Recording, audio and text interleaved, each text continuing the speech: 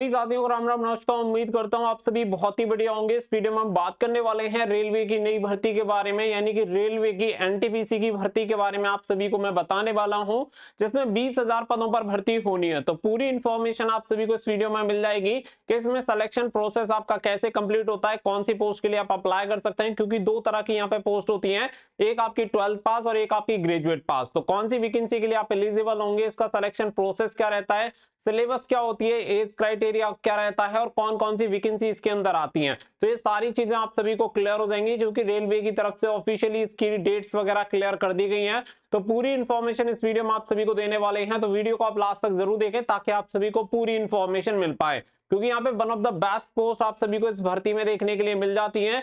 तो आगे बढ़ते हैं और चैनल को सब्सक्राइब कर लेना, बेल आइकन पे प्रेस कर लेना, ताकि फ्यूचर में आने वाली हर एक जॉब अपडेट का नोटिफिकेशन आपको सबसे पहले मिलता रहे। तो यहाँ पे सबसे पहले आगे बढ़ेंगे और यहाँ पे सबसे पहले मैं आप सभी को बताना चाहूंगा कि देखिए, अगर आप 12th पास हैं तो आप केवल इन वैकेंसी के लिए अप्लाई कर सकते हैं। 12th पास वाले कैंडिडेट के लिए ये वैकेंसी आपकी निकाली जाती है, जिसमें अगर हम बात करें एज क्राइटेरिया के बारे में, तो यहाँ पे एज क्राइटेरिया आपका होता है 18 से 30। तो जो भी कैंडिडेट 18 से 30 साल के बीच में आते हैं जनरल ईडब्ल्यूएस कैंडिडेट में, वो इसके लिए अप्लाई कर सकते हैं। अगर आप ओबीसी कैंडिडेट हैं तो आप 33 साल तक अप्लाई कर सकते हैं, और आप एससी एसटी कैंडिडेट हैं तो आप 36 साल तक अप्लाई कर सकते हैं।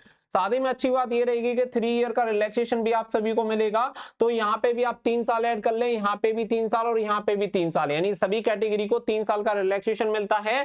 तो जनरल ईडब्ल्यूएस कैंडिडेट 33 साल, ओबीसी 36 साल और एससी एसटी 39 साल तक अप्लाई कर सकते हैं। उम्र की जो गणना की जाएगी वो 1 जुलाई 2024 से आपकी उम्र की गणना की जाएगी। तो ये आपकी क्रूशियल डेट रहेगी, इसी से आपकी उम्र की गणना होनी है। तो इसके अकॉर्डिंग अब आपको ये क्लियर हो गया कि आपकी एज कितनी होनी चाहिए और साथ ही में आपकी क्वालिफिकेशन कितनी होनी चाहिए, क्योंकि इसमें लंबाई दौड़ वगैरह कुछ होता नहीं है। केवल दो ही क्राइटेरिया आपके होते हैं, एक आपका एज क्राइटेरिया, दूसरा आपका क्वालिफिकेशन क्राइटेरिया। अगर आप ये फुलफिल करते हैं तो आप इस वैकेंसी के लिए अप्लाई कर सकते हैं। इसमें जो आपकी वैकेंसी होती है वो यहाँ पे A3 से लेके आपके C2 तक की वैकेंसी आती है, जिसमें जूनियर क्लर्क कम टाइपिस्ट की आपकी वैकेंसी होती है, अकाउंट्स क्लर्क कम टाइपिस्ट की वैकेंसी, जूनियर टाइम कीपर की, ट्रेन क्लर्क की और कॉमर्शियल कम टिकट क्लर्क की वैकेंसी आती है। तो यहाँ पे लेवल 2 से लेके लेवल 3 तक की आपको जॉब मिल जाती है। तो यहाँ पे आप सभी को ये क्लियर हो गया होगा कि अगर आप 12 पास हैं, 18 से 30 साल आपकी एज है जनरल ईडब्ल्यूएस कैटेगरी में, तो आप इन वैकेंसी के लिए अप्लाई कर पाएंगे। 3 साल का रिलैक्सेशन मैंने आप सभी को क्लियर कर दिया है।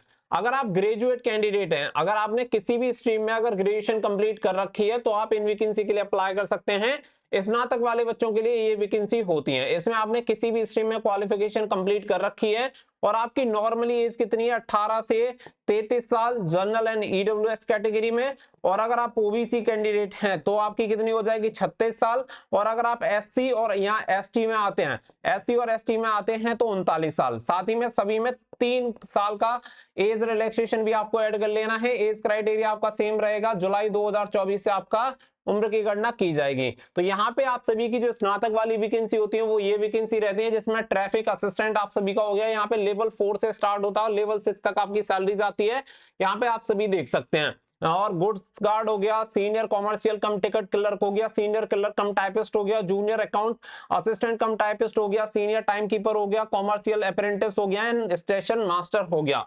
ये सभी जो वैकेंसी आती हैं वो आती है ग्रेजुएट पास कैंडिडेट के लिए। तो दो तरह की वैकेंसी हो गई, 12th पास वालों के लिए और ग्रेजुएट पास कैंडिडेट के लिए। तो इसके अकॉर्डिंग आप सभी को अपनी एलिजिबिलिटी समझ में आ गई होगी कि आप कौन सी पोस्ट के लिए एलिजिबल रहेंगे और कौन सी पोस्ट के लिए आप अप्लाई कर सकते हैं। अब इसके अकॉर्डिंग आप आराम से डिसाइड कर पा रहे होंगे। इसके अलावा अगर हम यहाँ पे हम बात करें तो देखो, सबसे पहले यहाँ पे क्या है, आपका स्टेज 1 जो सीबीटी एग्जामिनेशन होता है, ऑनलाइन एग्जामिनेशन होता है, ये आप सभी का होता है। यहाँ पे ऑनलाइन एग्जामिनेशन में टोटल 90 मिनट का आपका एग्जाम होता है, जिसमें टोटल 100 क्वेश्चन पूछे जाते हैं। जनरल अवेयरनेस के 40, मैथमेटिक्स के 30 और जनरल इंटेलिजेंस एंड रीजनिंग के 30 क्वेश्चन। टोटल मिला के नंबर ऑफ क्वेश्चन हो जाते हैं 100 और 100 मार्क्स आप सभी को दिए जाते हैं। तो ये हो गई number of question and number and marks की बात। साथ ही में 1/3 की आपकी नेगेटिव मार्किंग होती है।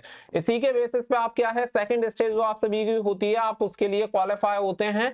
अगर यहाँ पे हम सेकंड स्टेज देखें तो सेकंड स्टेज आप सभी का सिलेबस ये रहता है। सेकंड स्टेज भी आपका सीबीटी एग्जामिनेशन होता है, जिसमें टोटल आपके 90 मिनट होते हैं। नंबर ऑफ क्वेश्चन की बात करें, जहां सीबीटी 1 में आपके स्टेज 1 में 100 क्वेश्चन होते हैं, यहाँ पे आपके नंबर ऑफ क्वेश्चन इंक्रीज हो जाते हैं, 120 क्वेश्चन हो जाते हैं। तो 50 क्वेश्चन जनरल अवेयरनेस, मैथमेटिक्स के 35 क्वेश्चन और रीजनिंग के 35 question, number total of number हो जाते हैं आपके 120, और 120 मार्क्स आप सभी को दिए जाते हैं। साथ ही में 1/3 की आपकी इसमें भी नेगेटिव मार्किंग रहती है। इसके अलावा अगर हम यहाँ पे बात करें तो कुछ पोस्ट आपकी ऐसी हैं जिसके लिए आपका सीबीएटी भी करवाया जाता है। ये सभी के लिए नहीं होता है। यहाँ पे 2 पोस्ट आपकी होती हैं, जिसमें एक आपका ट्रैफिक असिस्टेंट हो गया, एक हो गया स्टेशन मास्टर। अगर आप इन 2 पोस्ट के लिए अप्लाई करते हैं तो कंप्यूटर बेस्ड एप्टीट्यूड टेस्ट आप सभी का होता है। ऐसे कैंडिडेट जो traffic assistant and station master के लिए अप्लाई करेंगे उनके लिए कंपलसरी होता है। साथ ही में यहाँ पे आप सभी को बताया गया है कि क्वालिफाइंग मार्क्स आप सभी के यहाँ पे रहते हैं कि मिनिमम स्कोर आपको इतना करना पड़ेगा। ये सारी चीज आप सभी को यहाँ पे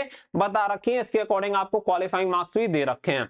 अब यहाँ पे इसके अलावा एक और स्टेज आपकी होती है, वो होता है स्किल टेस्ट। यानी कुछ पोस्ट आपकी ऐसी हैं जिसमें आपको टाइपिंग आनी चाहिए, और अगर आप उन पोस्ट के लिए अप्लाई करते हैं तो आपको टाइपिंग टेस्ट क्वालिफाई करना होता है, जो कि केवल क्वालिफाइंग नेचर का होता है, मेरिट में इसके नंबर ऐड नहीं होते हैं। जैसे कि अगर आप यहाँ पे देखेंगे, अगर यहाँ पे आप इंग्लिश में टाइपिंग देते हैं तो आपकी स्पीड होनी चाहिए 30 वर्ड पर मिनट, और अगर आप हिंदी में टाइपिंग देते हैं तो आपकी 25 वर्ड पर मिनट स्पीड होनी चाहिए, और ये आपकी कंप्यूटर पर टाइपिंग होती है। बात करेंगे कौन कौन सी पोस्ट के लिए टाइपिंग होती है, तो इसमें आपका होता है senior clerk cum typist, junior accounts assistant cum typist, and आपका senior time keeper, junior clerk cum typist, accounts clerk cum typist, and the junior time keeper. Typing skill test in सभी post के लिए होता है, जो कि qualifying nature का होता है। वो मैंने आप सभी को सारी चीजें यहाँ पे क्लियर कर दी हैं। इसके अलावा अगर हम यहाँ पे बात करें तो मैंने पोस्ट वाइज सारी डिटेल यहाँ पे आपको दे रखी है कि 13 की 13 जो पोस्ट होती हैं उसमें कौन कौन सी चीजें होती हैं। जैसे कि आप सभी को बता दें कि सभी पोस्ट के लिए जो आपका सीबीटी 1 होता है, स्टेज 1 होता है, वो कॉमन होता है सभी एग्जामिनेशन के लिए।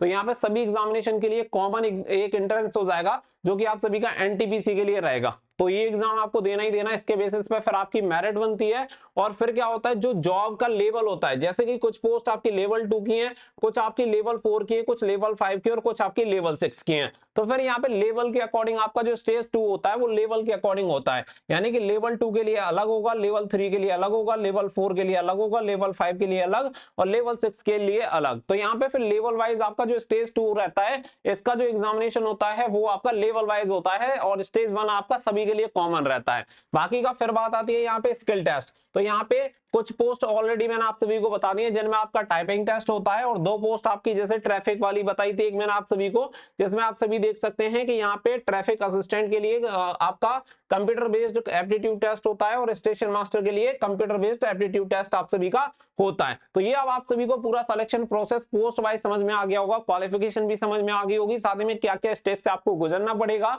और कौन कौन सी तैयारी आपको करके रखनी है। क्योंकि अगर आप ऐसी किसी पोस्ट के लिए अप्लाई करते हैं इसमें टाइपिंग भी होती है, तो मैं आपको यही सजेशन दूंगा कि पहले से ही अपने टाइपिंग की तैयारी करना स्टार्ट कर देना। मैक्सिमम बच्चे ऐसे होते हैं एग्जामिनेशन को क्वालिफाई कर ले जाते हैं और बाद में फिर उनकी टाइपिंग नहीं निकलती है, इसकी वजह से उन्हें डिस्क्वालीफाई होना पड़ता है। अगर ऐसा होता है तो दुख भी बहुत ज्यादा होता है, क्योंकि फाइनल स्टेज में आके आपको बाहर होना पड़ता है। अलावा यहाँ पे एग्जामिनेशन फीस आप सभी को बता दी गई है कि एग्जामिनेशन फीस सभी कैंडिडेट के लिए यहाँ पे 500 रुपए रहती है। अगर आप एक्स सर्विसमैन है, SC ST कैंडिडेट हैं, या फिर आप फीमेल कैंडिडेट हैं, या PWD कैंडिडेट है, आपको 250 रुपए एप्लीकेशन फीस देनी होती है। ये 500 रुपए की 500 रुपए में से आप सभी को बता दें 400 रुपए एग्जामिनेशन के बाद रिफंड आ जाती है, और इन रिजर्व कैटेगरी में 250 रुपए आपकी पूरी फीस जो फीस होती है वो आपकी रिफंड आ जाती है एग्जामिनेशन के बाद। एग्जामिनेशन कौन सा, जो आपका स्टेज 1 का एग्जामिनेशन होता है, इसी में पार्टिसिपेशन करने के बाद ही आप सभी की जो ये फीस होती है वो रिफंड का प्रोसेस करवाया जाता है ऑनलाइन, और ये आपकी फीस हो जाती है रिफंड। इसके अलावा यहाँ पे अगर हम बात करें ऑफिशियल डेट की, तो government of India ministry of railway recruitment board की तरफ से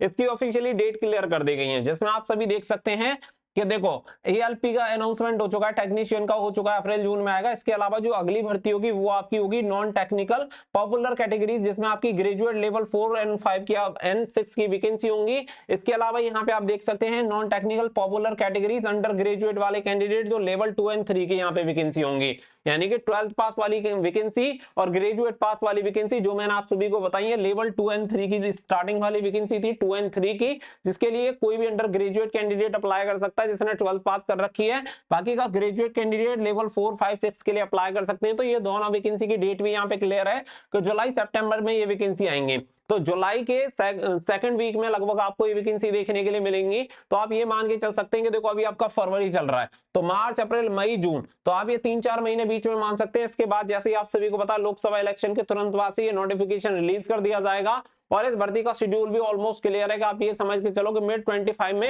ये vacancy with in a year आपकी कंप्लीट हो जाएगी, क्योंकि उससे अगले साल भी आपकी वैकेंसी आनी है।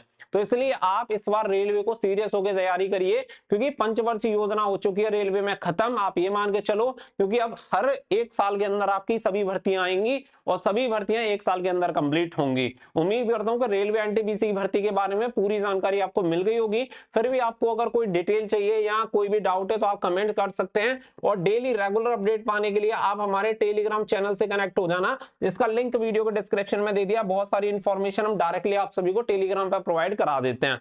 मिलेंगे नेक्स्ट वीडियो में, फिलहाल के लिए बस इतना ही। तो थैंक यू फॉर वॉचिंग। जय हिंद, जय भारत।